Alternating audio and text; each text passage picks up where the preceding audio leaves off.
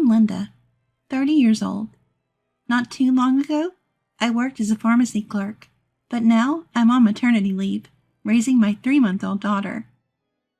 My husband John works in the medical field. We met through a colleague of his, dated for 3 years, got married, and then our daughter was born. Originally, we planned to rent a small apartment and live happily as a family of 3. However, my mother-in-law kept insisting that we live with her. My father-in-law passed away from an illness a few years ago, and now she lives alone in their house. My husband has an older brother, 3 years his senior.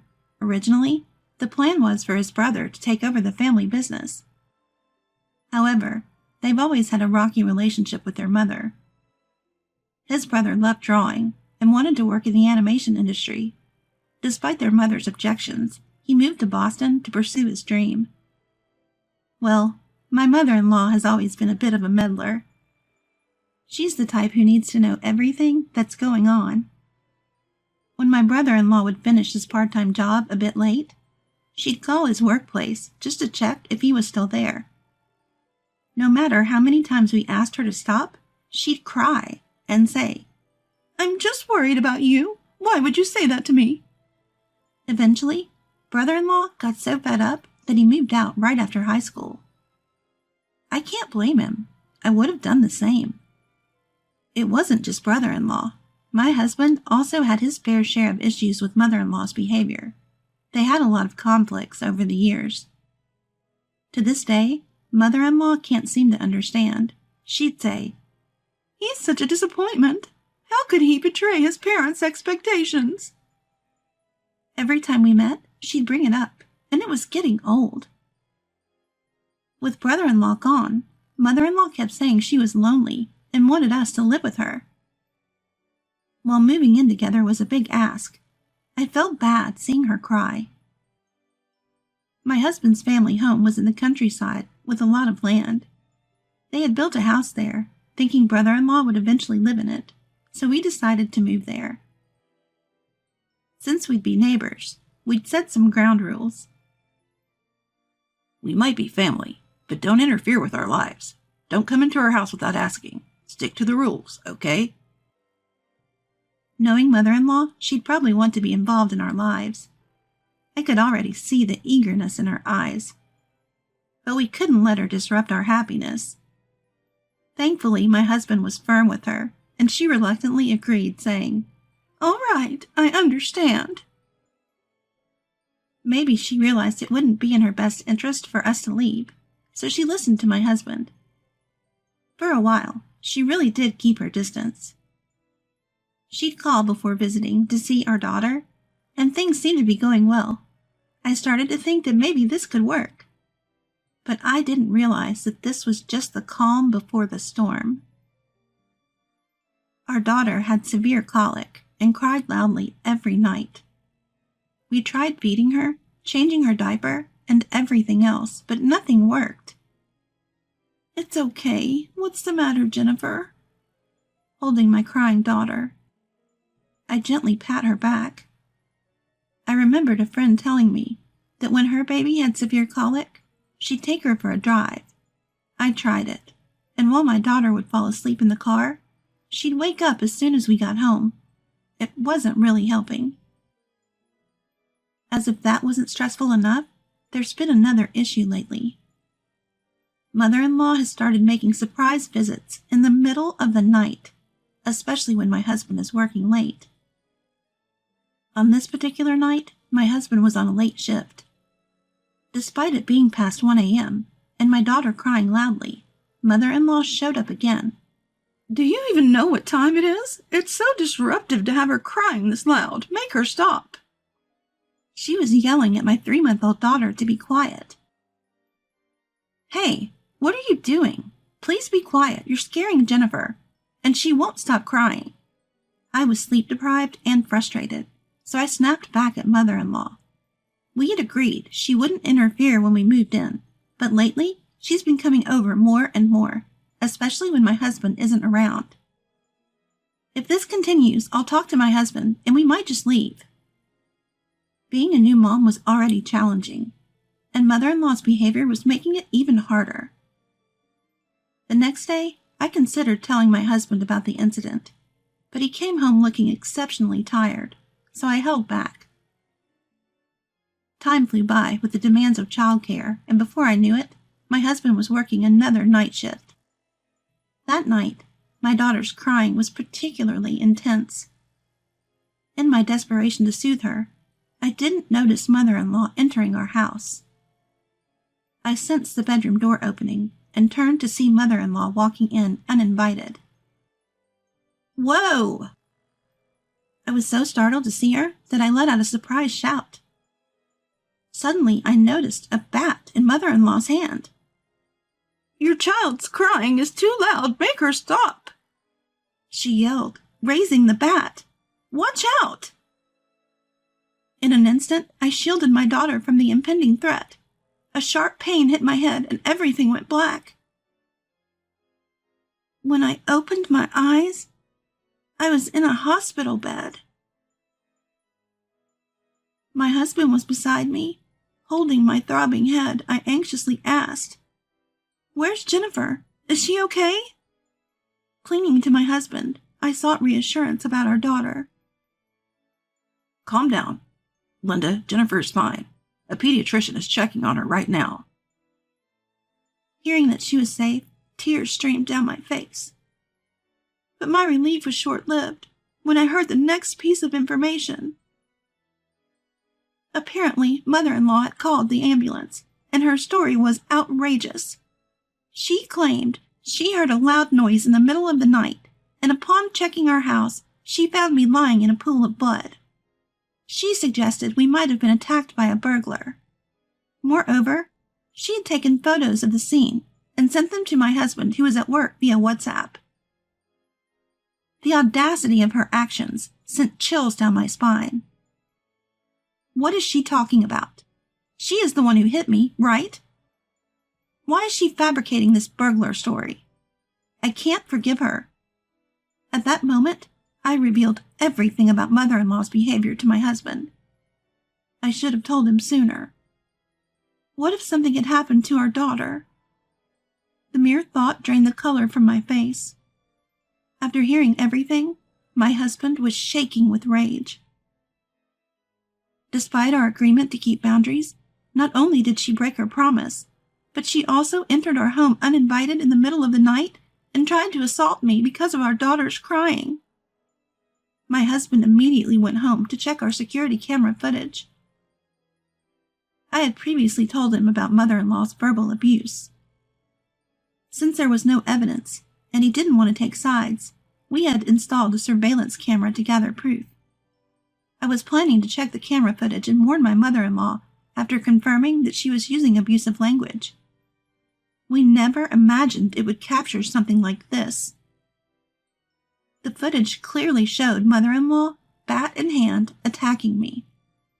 The camera caught her ignoring my crying daughter, ransacking the room to make it look like a burglary, and even casually taking photos as evidence.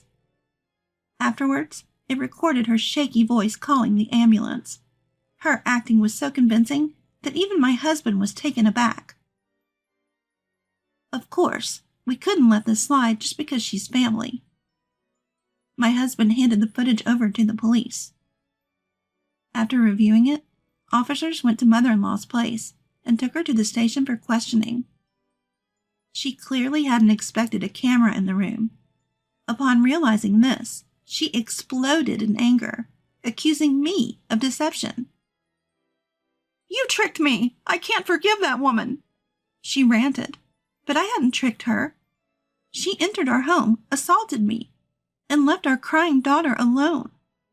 Everything was her doing. I hadn't deceived anyone. Still, mother-in-law remained unrepentant, causing a scene at the police station and insisting on her innocence. With the evidence against her, her claims of innocence were futile. We filed a report, and mother-in-law ended up with a criminal record. The incident even made the local news, making her the talk of the town. We realized we couldn't raise our daughter in peace here. With that in mind, we decided to move. So, we decided to move to a high-security apartment. Previously, my workplace was a 15-minute train ride away, but now it's 30 minutes. The commute is longer, but everything we need is within walking distance, and the convenience is worth it. We can raise our daughter here in peace. When we moved, we didn't tell our neighbors where we were going. We feared someone might inadvertently tell mother-in-law, who would then show up at our new place. That would ruin the peace and security we sought, so we kept our move a secret.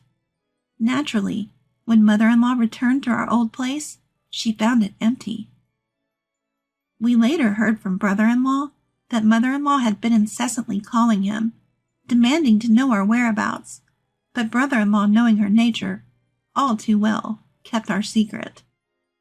According to brother-in-law, when mother-in-law returned home, she predictably went around the neighborhood asking about our whereabouts.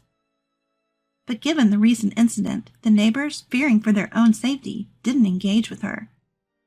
They didn't want to get involved with someone so unstable. The community here is tight-knit, and no one felt safe with her around. Rumors spread about her erratic behavior. Perhaps hearing these whispers, mother-in-law couldn't bear it any longer. She sold her house and moved away. With the money, she frequented bars almost every night, drinking heavily. Eventually, she became infatuated with a young male staff member and began spending lavishly on him. Apparently because he designated that person and generously opened several bottles, each bill became expensive.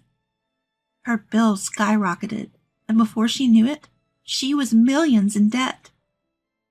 Yet she believed everything would work out and continued her reckless behavior. But then, disaster struck. Due to her excessive drinking, she collapsed and was rushed to the hospital.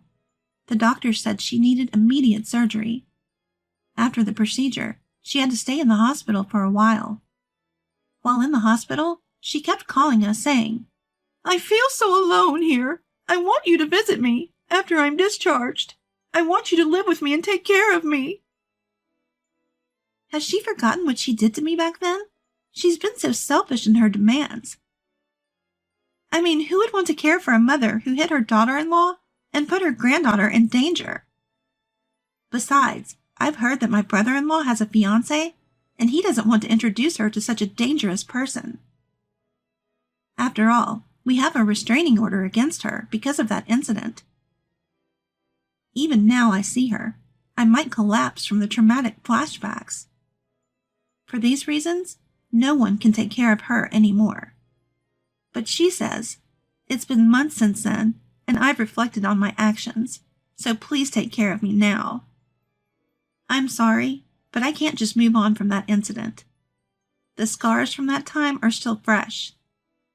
Just because she's remorseful, everything should be forgiven? That's not how it works. Every day, her persistent calls became too much, so I blocked her on WhatsApp and my phone. Given her current state, I doubted she'd hire a detective to find us, so I felt relieved after blocking her. But her persistence hasn't changed. After being discharged, she went to my husband's workplace, trying to find an opportunity to meet him. She was waiting near the staff entrance, and at first the employees thought she was there for a meeting or something. But when she kept showing up day after day, glaring intently, the security guard decided to approach her, and she left. Still, she came back another day, waiting for my husband at the same entrance. This time, the security guard immediately called the police, and 15 minutes later, they arrived and took her to the police station. Turns out, my husband was away for training that day, so she couldn't have met him even if she waited. When he found out, he apologized to his workplace. Thankfully, it ended without any major issues. A few days later, she called me from a payphone, blaming me. "It's all Linda's fault. Because of Linda, this happened. I shouldn't have let him marry Linda. You need to take responsibility and care for me." Why is she blaming me for her actions? It's all her fault. It's wrong to put the blame on me. What are you talking about? Do you even understand the root cause? The past might be the past for you, but it's not for me.